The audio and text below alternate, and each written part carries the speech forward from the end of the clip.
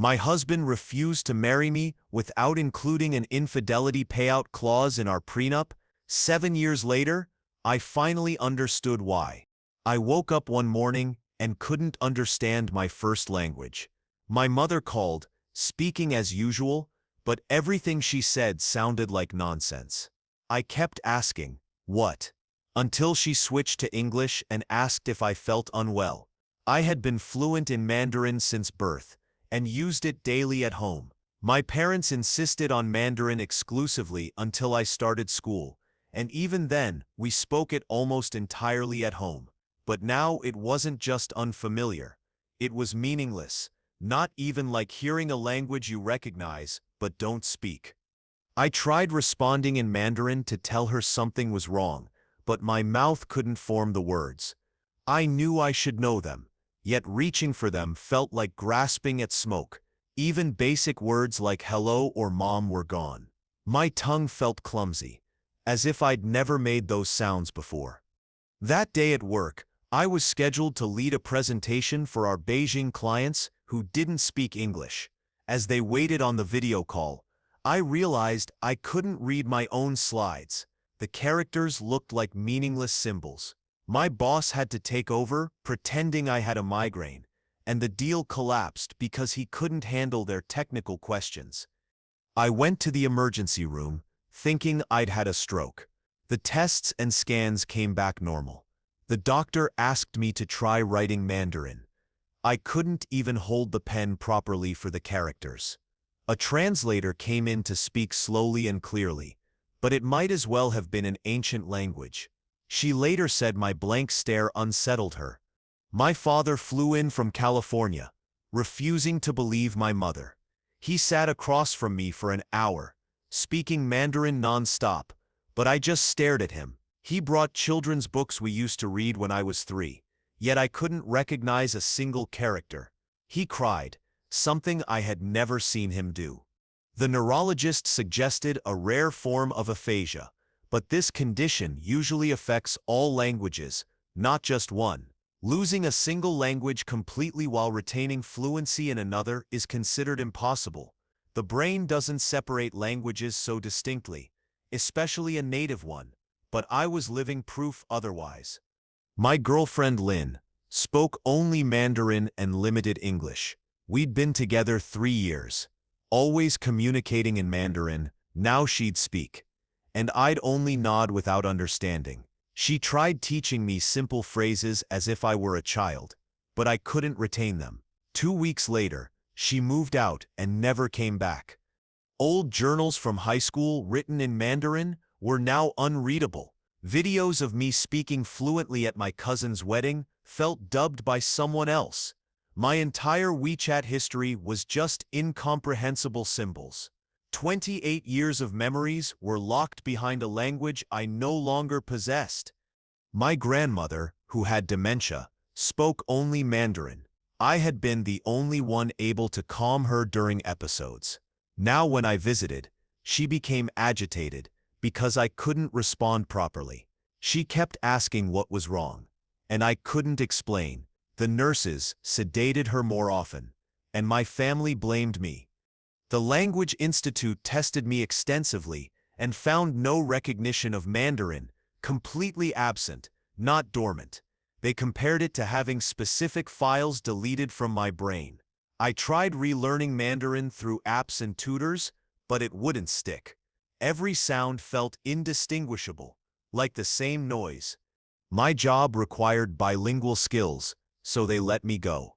My parents switched to English, but would slip back into Mandarin out of habit, then look disappointed when I didn't understand.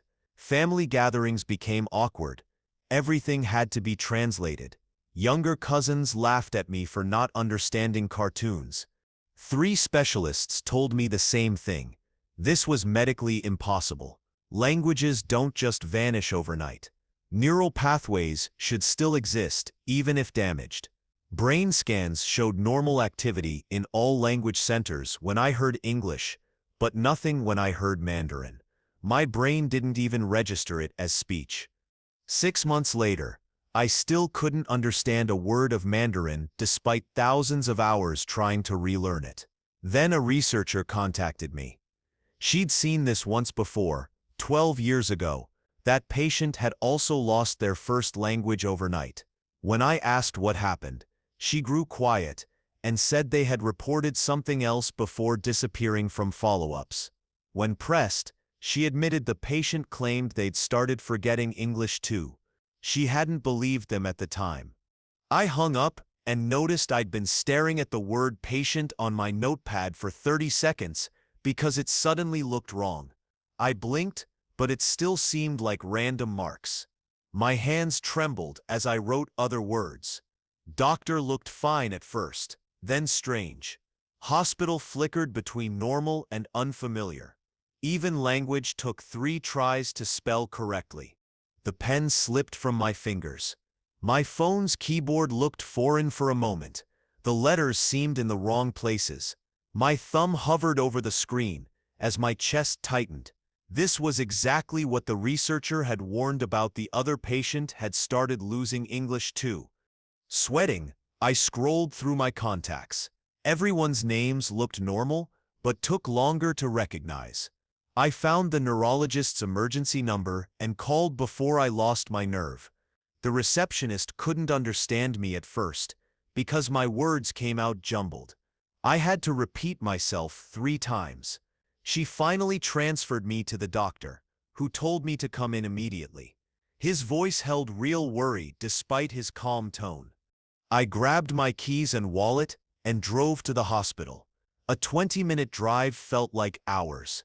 Every street sign took extra effort to read. The radio sounded normal, but sometimes words felt wrong. At the hospital, I parked crookedly and didn't care. The emergency entrance was bright and loud. I gave my name at the desk.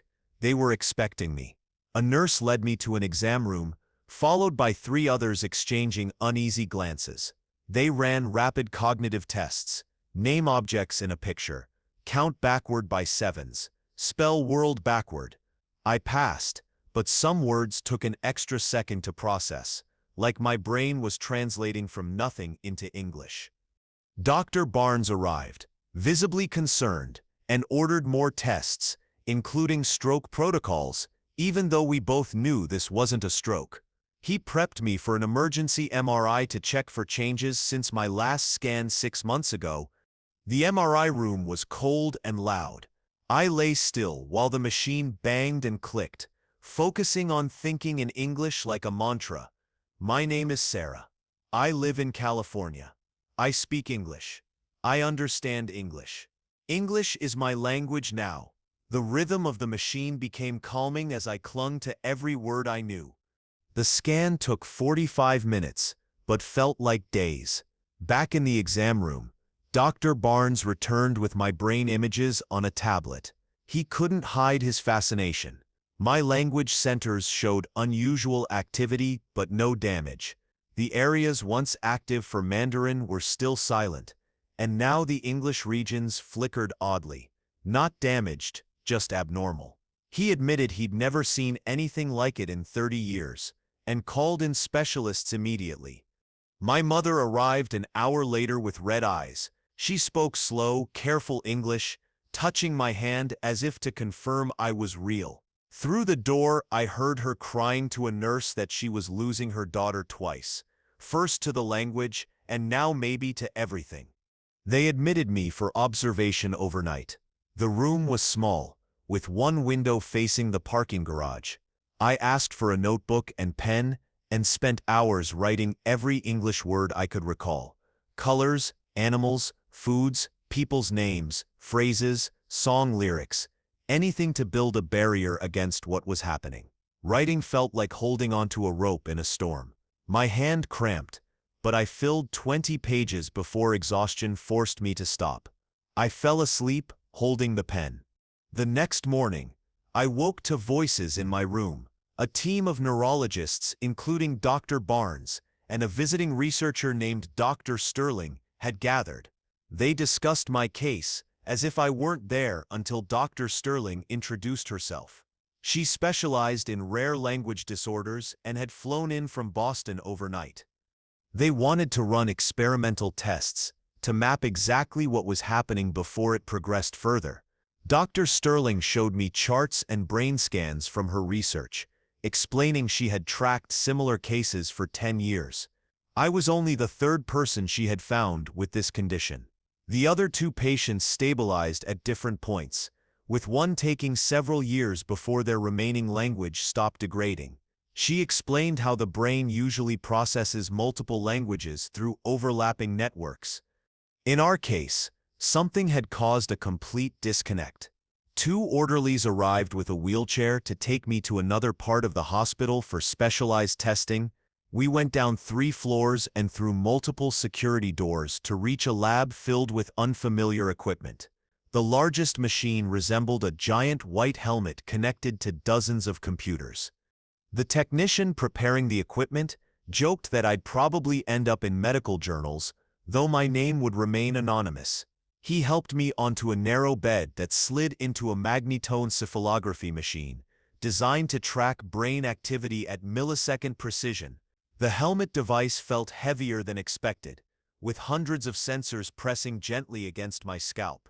The technician began the scan and told me to relax as different sounds played through the built-in speakers. English words like apple, running, and yellow sounded perfectly normal, but when the Mandarin phrases began, they were just meaningless noise, static and random tones with no recognizable pattern. For 40 minutes, I lay there listening to alternating sets of English and Mandarin while the machine recorded everything. When the scan ended, Dr. Sterling returned with colorful brain maps from the test. She pointed to areas glowing bright orange and red when I heard English, showing normal language processing in expected regions. But the Mandarin sections showed almost nothing, only faint blue spots indicating my brain wasn't even registering it as language. She called this pattern selective linguistic suppression. Unlike simply failing to understand, my brain was actively blocking Mandarin processing entirely. Dr. Sterling explained that extreme stress might trigger this kind of shutdown as a defense mechanism. The brain could seal off specific neural pathways to prevent overload or damage, though she admitted the idea sounded unusual. I reflected on the months before all this began, the mounting pressure from work demanding more Beijing contracts, and my parents pushing me to act as the perfect bridge between cultures. I felt stretched between two identities competing for all of me. Dr. Sterling nodded, noting similar experiences reported by other patients who had lost their first languages under cultural and identity stress. She wrote notes as I described family expectations and the struggle to balance everything. 3 days later, I was discharged with a thick folder of monitoring instructions and weekly check-ins. They also scheduled me with Joy Webster, a specialist in rare language disorders. I wasn't sure therapy would help when my brain seemed to refuse acknowledging Mandarin at all. Returning home felt surreal. My apartment was full of reminders of my bilingual life. Sticky notes I had placed just yesterday labeled the refrigerator, cabinets, and doors in Mandarin.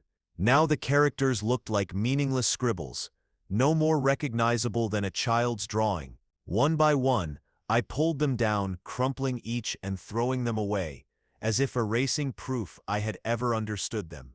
The following week, I visited Joy Webster's office on the 4th floor of a downtown medical building. Certificates lined one wall and shelves of language books, in dozens of scripts filled another. She began with a series of tests, showing me pictures while playing different sounds to identify which pathways still worked and which were completely inactive. She displayed photos of everyday objects paired with their Mandarin names. My brain showed no recognition at all. Then she tried recordings of my parents speaking Mandarin without showing their faces. I still couldn't understand the words, but I somehow knew it was them from rhythm and tone alone. Joy grew excited. This meant non-linguistic connections remained even though language processing was blocked. She played Mandarin songs and asked me to tap along to the rhythm, which I could do perfectly despite not understanding the lyrics. Her theory was to rebuild connections through music, rhythm, and tone. It felt desperate, but I was willing to try anything to reconnect with my parents and grandmother. 2 days after a session with Joy, my phone rang while I was making breakfast. My father's name appeared. When I answered, he spoke in English, something we had never done on the phone before. His voice sounded different in my second language, older and tired. He explained he'd been practicing English with an app to make our conversations more comfortable for me. I heard papers rustling before he cleared his throat and said my grandmother's condition at the care facility had worsened. The nurses called him daily now because she had started hitting staff during confused episodes, and they couldn't calm her. She kept asking for me in Mandarin and became angry when I wasn't there to help. Listening to him describe how they increased her medication filled me with guilt. The facility was threatening to move her to a more secure unit if the violence continued. I told him I'd try visiting again, though we both knew I couldn't respond to her properly anymore. The next morning at work, Graham called me into his office. He closed the door and opened a folder with my name on it. He explained the Beijing accounts were struggling without someone fluent in Mandarin. I nodded and offered to help transition my projects to whoever would replace me. Instead, he slid a different paper across the desk, a reorganization chart showing my name under the English-only technical division. He said my knowledge of the systems was too valuable to lose, despite my loss of Mandarin. The new position paid less, but at least it kept me employed. I signed the transfer paperwork, and he shook my hand. That night, I couldn't sleep. I kept dreaming of people speaking to me in a language I couldn't identify. I woke at 3 a.m., with tears on my face and a deep sense of loss, but no memory of the dream's words. It felt like trying to hold water in my hands as it slipped away. I wrote what I could in my journal, but it was only emotions without language. 3 weeks into working with Joy, we tried a new approach.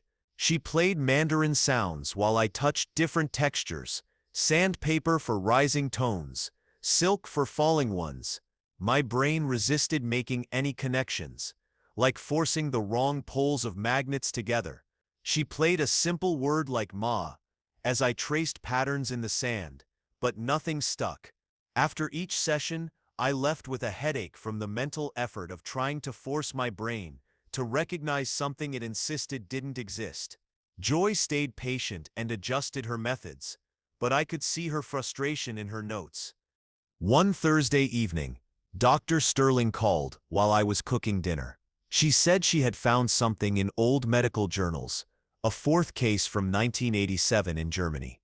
A woman had lost her native Russian overnight and partially recovered after 2 years, though she never regained full fluency. Sterling explained that the woman eventually understood basic conversations, but couldn't speak or write properly. She invited me to join her research study at the University Medical Center, which involved intensive monitoring and experimental treatments. I agreed immediately. Even partial recovery sounded better than this complete void. The intake appointment lasted 8 hours. They ran cognitive tests, where I sorted cards and solved puzzles, while electrodes monitored my brain. A psychologist asked detailed questions about my childhood, family dynamics, and any trauma or stress before the language loss. They checked for head injuries, took blood samples, and ran genetic tests searching for markers that might explain why some brains could delete a language. I wrote my life history focusing on unusual or stressful language experiences. Sterling's team compared my results with the other 3 cases, looking for patterns in age, stress, family history, anything that might link us. By the end, my head ached and my hand cramped from writing, but Sterling seemed encouraged. She said I was their most cooperative subject. Previous patients had been studied years after their loss. My mother began leaving voicemails in English. Her accent made each word sound heavy with sadness. She'd say it felt like speaking to a stranger wearing her daughter's face. Sometimes she slipped into Mandarin halfway through and then apologized in English. I saved every message, even those I couldn't understand because her voice still felt like home. At my next fMRI session, the test lasted 3 hours. Sterling watched the monitors while recordings played through my headphones. English words lit up my brain normally, but when they switched to Mandarin, the technician pointed to the display, and Sterling leaned closer. My amygdala was highly active. Even though I didn't consciously understand a single word, my brain's fear center reacted to Mandarin like a threat signal. Sterling repeated the test with different Mandarin samples and got the same result every time. My brain showed massive stress responses to sounds that were meaningless to me.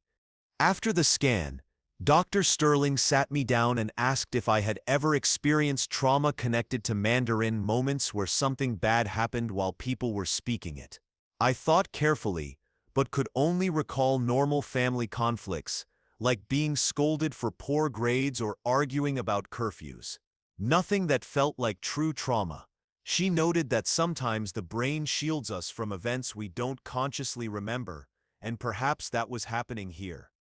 That Monday, Graham called me into his office and reassigned me to a new team handling documentation for American clients. The group worked only in English, and no one there even knew I'd once been bilingual. It felt like starting life over as a different version of myself. I threw myself into the work, staying late most nights because focusing on technical details was easier than facing an apartment full of Chinese books I could no longer read. In my next session, Joy tried another method. She played Mandarin tones while showing me colored cards and having me touch different textures like sandpaper or silk. The idea was to connect sounds to other senses since the language pathway itself was blocked. After weeks of practice, I could finally tell the difference between rising and falling tones, though they still carried no meaning. It was like recognizing musical notes without knowing the song. Joy said this counted as progress. At home, I recorded short English messages for my grandmother, simple phrases like "It's okay," "You're safe," and "I'm here with you." The care facility could play them during her episodes of confusion. My mom helped me decide what she would need most. We made about 20 recordings, though we weren't sure whether hearing my voice without me present would calm her or upset her more. Family dinners became difficult. Everyone spoke English, even my relatives who weren't comfortable with it. My younger cousins whispered in Mandarin when they thought I wasn't paying attention, then looked at me like I was fragile or broken. My mother would correct them and insist they switch back, but their frustration was obvious. 6 weeks into Dr. Sterling's study, she called me in to share their findings. All 4 known cases followed the same pattern: complete sudden language loss overnight, with no gradual decline. Importantly, the condition appeared stable. It didn't spread to other languages, meaning my English was safe. Seeing that data lifted an enormous weight, I had been terrified of losing all language entirely. Sterling still recommended regular monitoring, but based on past cases, English would remain intact. That night, I tried reaching out to Lynn through a translation app. I typed in English, converted it to Chinese characters, and sent the message. It showed as delivered, but she never replied. A week later, a mutual friend told me Lynn had moved in with someone new, someone who could communicate with her naturally, without translation apps. Soon after, the research team published their preliminary findings in a neurology journal. I was identified as patient C. Reading about myself in clinical terms felt strange, as if I were a case study instead of a person. They labeled my condition as selective aphasia with preservation of a secondary language, and noted the unusual amygdala activation whenever Mandarin was played. The theory suggested the brain might create a protective barrier against specific linguistic input, likely triggered by psychological stress. The next morning, Joy told me we needed a new direction. Recovery attempts hadn't worked. After months of effort, instead, she shifted the focus toward acceptance. She played recordings of Mandarin speakers expressing emotions, anger, sadness, fear, and asked me to identify the tone and rhythm without interpreting the words. At first, it felt pointless, but after 2 weeks I could reliably recognize when someone was upset versus calm, even though the language itself remained inaccessible. This skill proved valuable when I visited my grandmother. She spoke to the nurse in the sharp, strained voice she always used when frightened. I couldn't understand her words, but I knew she was afraid. Holding her hand seemed to comfort her, and I correctly guessed she needed her anxiety medication. The nurse was surprised I identified it without understanding the language itself. A social worker, Ariana Mahen, later suggested bringing in Mandarin-speaking volunteers to support my grandmother, since I couldn't anymore. It was difficult to hear, but she was right. 2 women from the local community began visiting twice a week, reading to her and playing old songs.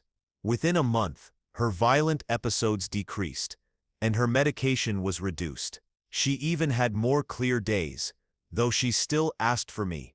Meanwhile, Graham offered me a permanent role on the English-only documentation team. The position came with a 20% pay cut, but included benefits and stable hours. He explained that my technical expertise was too valuable to lose, so they had redesigned the role without bilingual requirements.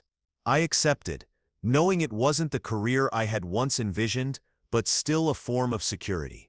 Sterling's team later published another paper, identifying the neural pathways involved in selective aphasia.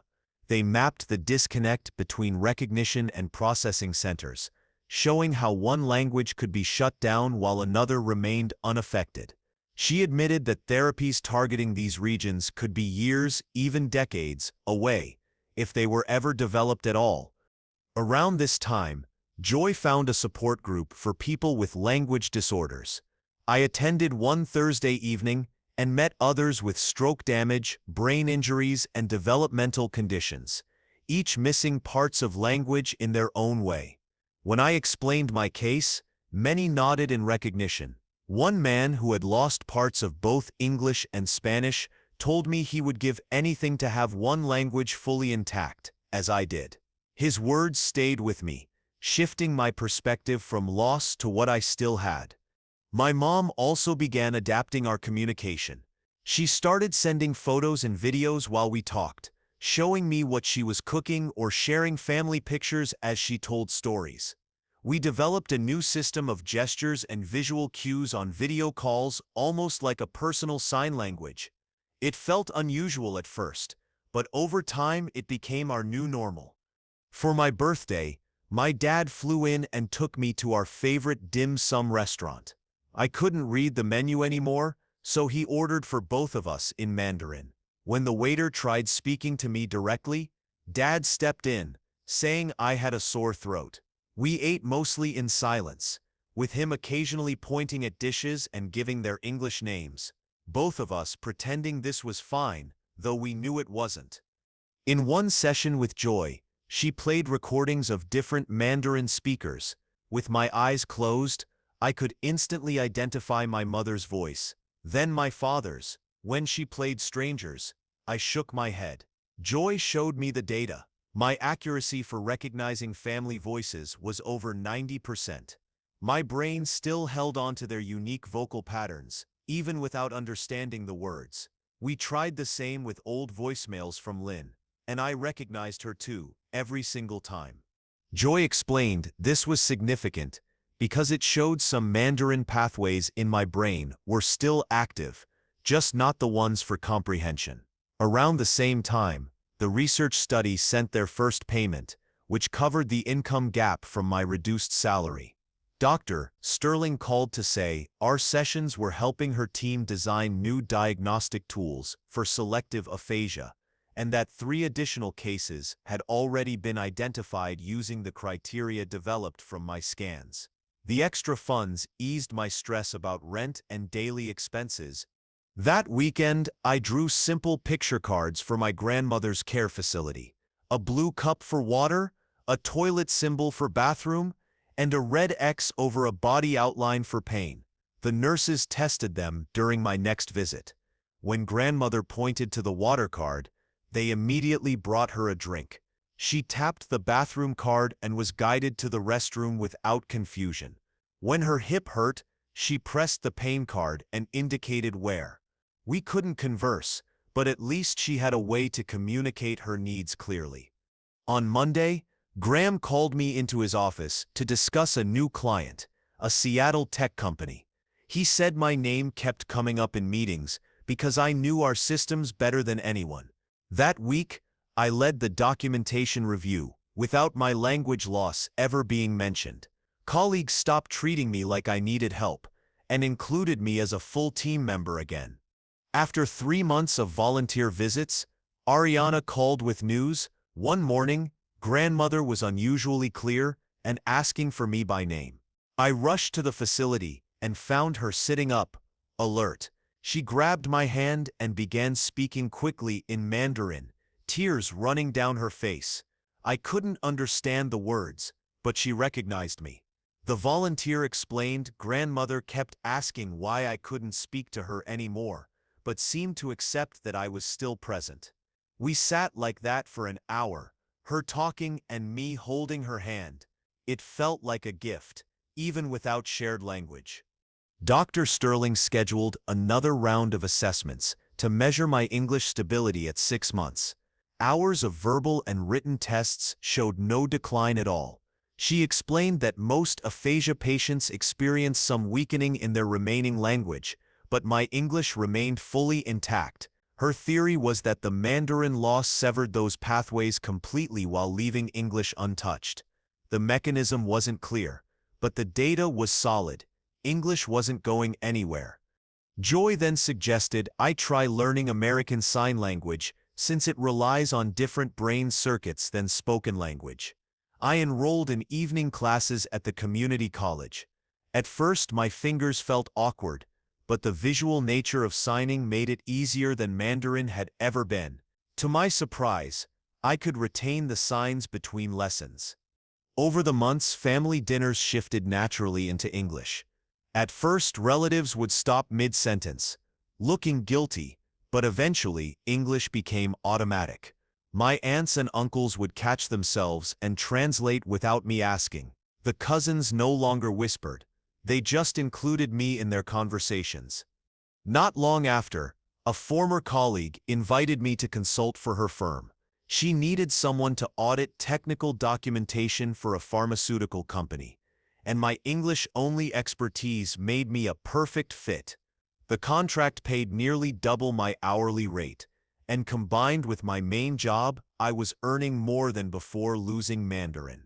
One evening, Mom mentioned she was teaching my youngest cousins more English, not just for school, but so they could talk to me. She read them English books nightly and played word games during car rides. The kids proudly showed off their new vocabulary whenever we met. 3 weeks later, Dr. Sterling mailed me a copy of her published paper. My case filled 12 pages, with brain scans showing English regions fully active while Mandarin areas stayed dormant.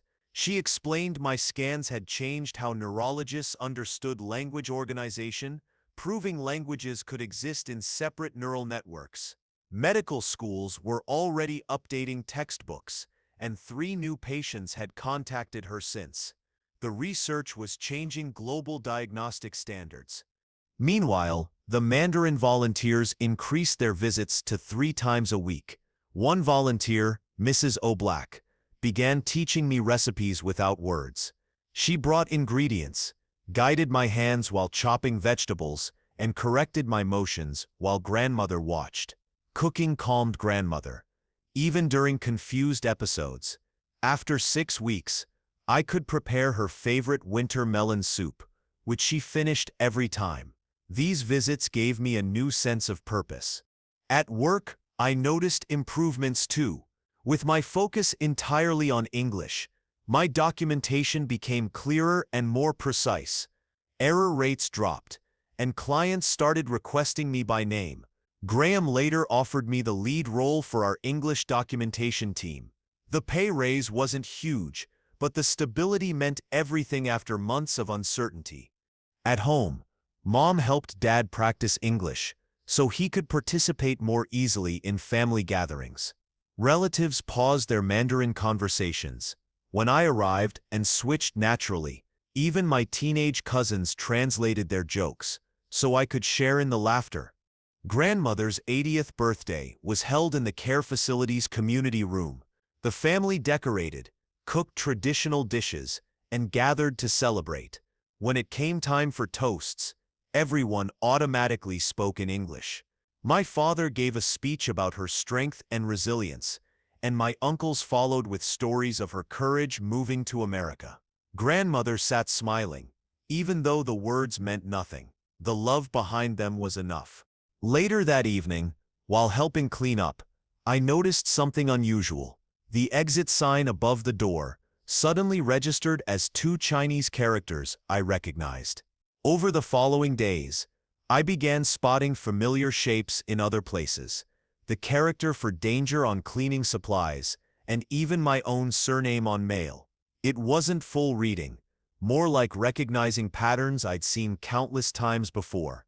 Within weeks, I could identify about 20 basic characters. Joy explained, this was my brain building connections through visual memory rather than language processing. Still, the fear of losing English never left me.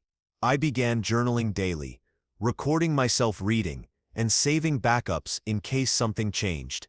I set aside half my income for medical costs or emergencies and shared all important information with my parents. One night, my mom found me practicing flashcards of basic English words and comforted me through my fear of waking up with no language at all. 8 months after that morning, when Mandarin vanished, I had built something new with what remained.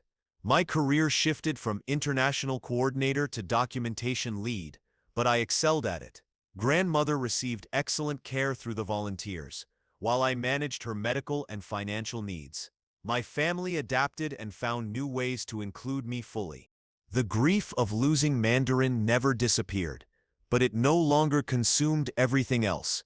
What remained was smaller but steady, and it was enough to keep moving forward. And that wraps up today's story. If you found this journey meaningful, don't forget to subscribe so we can keep building together.